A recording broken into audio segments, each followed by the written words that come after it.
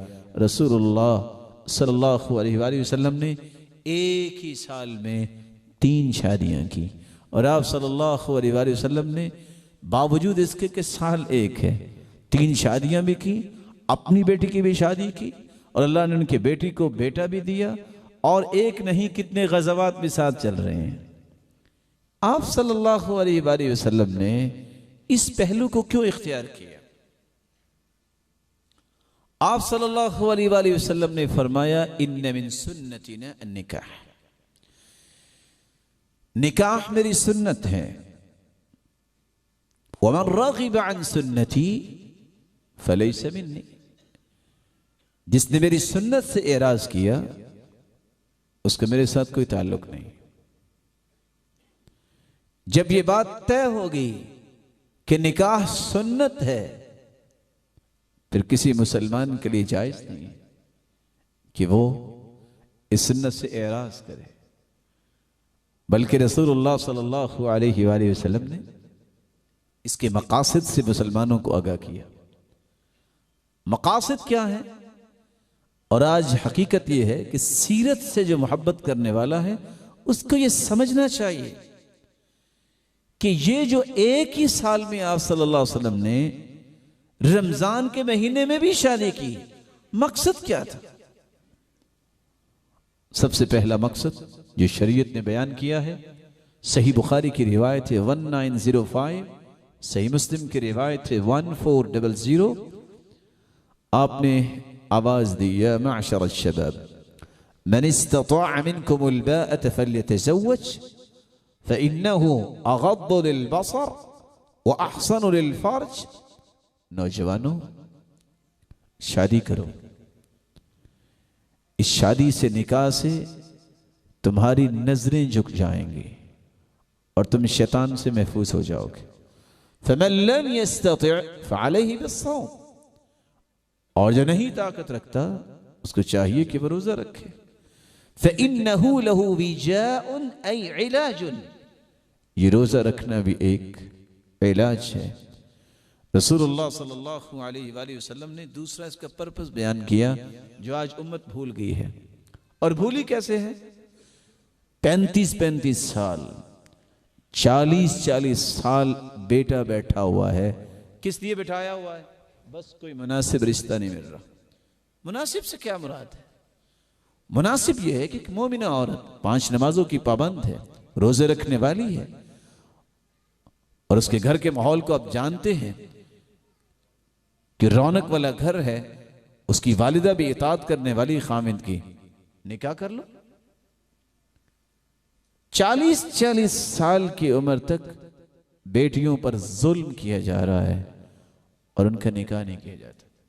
اور اگر آج سے چند سال پہلے کی رپورٹ تو مجھے یاد ہے، نئے سال کی میرے علم میں نہیں، 50 لاکھ بچیاں گزشتہ 5 سال میں اس انتظار میں قبروں میں جا چکی ہیں کہ کب ہمارا جہیز ہو، کب ہمارے والدین کا ظلم ختم ہو اور ہمارا نکاح ہو جائے۔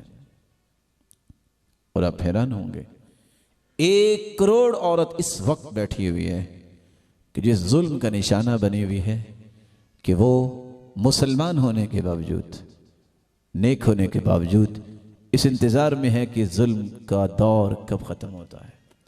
آپ صلی اللہ علیہ وآلہ وسلم نے جس صحابہ کی تربیت کی تھی، اس تربیت کا حصہ یہ ہے صحیح الجامع 5231۔ آپ نے فرمایا اگر کسی نے خوبصورت زندگی گزارنی ہے تو 3 کام اختیار کرے۔ لِيَتَّخِذَ أَحَدُكُمْ قَلْبًا شَاكِرًا وَلِسَانًا ذَاكِرًا وَزَوْجَةً مُؤْمِنَةً۔ خوبصورت زندگی گزارنا چاہتے ہو، دل ایسا بناؤ جو شکر کرنے والا ہے، زبان ایسی بناؤ جو ذکر کرنے والی ہے، اور زندگی کے اندر نکاح کرو ایسی عورت کے ساتھ جو دین کے معاملے میں، آخرت کے معاملے میں مددگار بن جائے۔ اور والدین کو بیٹیوں کے بارے میں بھی یہی اصول سامنے رکھنا چاہیے، وہاں بیٹی کا نکاح کریں جو اس کا آخرت کے معاملے میں مددگار بن جائے۔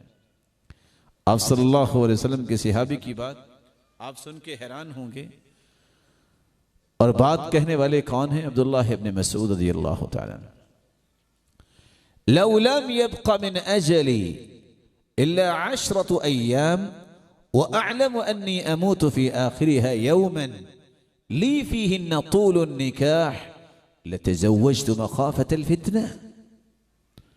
اگر میری 10 دن زندگی رہ جائے، کون کہہ رہے ہیں؟ بولے نہیں، پیچھے تک آواز گئی ہے؟ کون کہہ رہے ہیں؟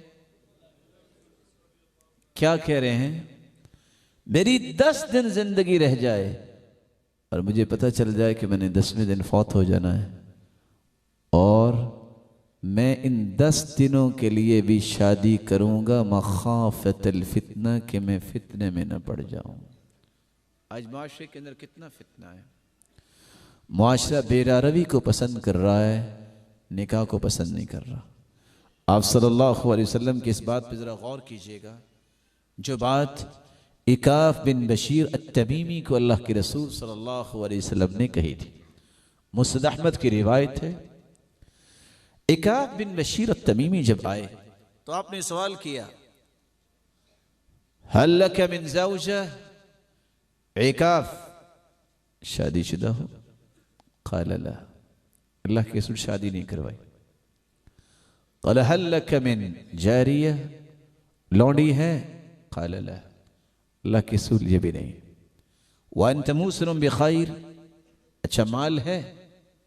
قال نعم انا موسر بخیر، مال تو ہے۔ 3 سوال کے بعد چوتھا فیصلہ کیا دیا؟ مال بھی ہے، اتنی عمر بھی ہوگی، تم نے شادی نہیں کی، اذن انت من اخوان الشیاطین، پھر تو تم شیطان کے بھائی ہوئے۔ اور آگے کیا فرمایا؟ اب الشیطان تمرسون، شیطان کے چیلا بننے کی کوشش کر رہے ہو؟ تزوج وَإِلَّا أَنْتَ مِنَ الْمُزَبْزَبِينَ، شادی کرو وگرنہ منافق ہو جاؤ گے۔ اتنے خوف زدہ ہوئے کعب بن بشیر التمیمی کہتے ہیں زوجنی یا رسول اللہ صلی اللہ علیہ وسلم، اللہ کے رسول پہ میری آپ شادی کر دیں، اب میں شادی کروا کے جاؤں گا۔ آپ نے کیا فرمایا؟ وَزَوِّجُكَ كَرِيمَةَ بِنْتَ كُلْثُومٍ الْحِمْيَرِيِّ، کریمہ بنت کلثوم کا پیغام میرے پاس آیا ہوا ہے، میں تیرا نکاح اس کے ساتھ کرتا ہوں۔ آپ صلی اللہ علیہ وسلم کی بات سن کے فوراً صحابی نے کہہ دیا، آج کیا مسئلہ ہے؟ دعویٰ یہ ہے کہ ہمیں اللہ کے رسول سے محبت ہے، 35 سال سے بیٹے کو کیوں بٹھایا ہوا ہے، اور 30 سال کی بیٹیوں کو کیوں بٹھایا ہوا ہے؟ یا تو دعویٰ نہ کیا جائے یا دعوے کو پورا کیا جائے کہ میں سچا محب ہوں اللہ کے رسول کا، جو اللہ کے رسول نے فرمایا میں اس کو پورا کروں گا۔ اور کچھ لوگ یہ حجت پیش کرتے ہیں، بس جی اپنے پاؤں پہ کھڑا ہوگا تو تب اس کی شادی کریں گے۔ پہلے وہ سر پہ کھڑا ہوتا ہے، بھی پاؤں پہ کھڑا ہوتا ہے اور پاؤں کے ساتھ ہی چلتا ہے۔ پتہ نہیں یہ پاؤں سے مراد کیا ہے، کون سے پاؤں نئے آنے ہیں، اور مقصود ان کا کیا ہوتا ہے؟ کچھ کمانے والا بنے گا تو بات بنے گی۔ قرآن مجید کی آیت سنیے، وَأَنكِحُوا الْأَيَامَ مِنْكُمْ وَالصَّالِحِينَ مِنْ عِبَادِكُمْ وَإِمَائِكُمْ إِن يَكُونُوا فُقَرَاءَ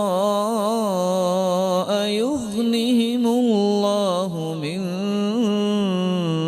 فَضْلِهِ وَاللَّهُ وَاسِعٌ عَلِيمٌ۔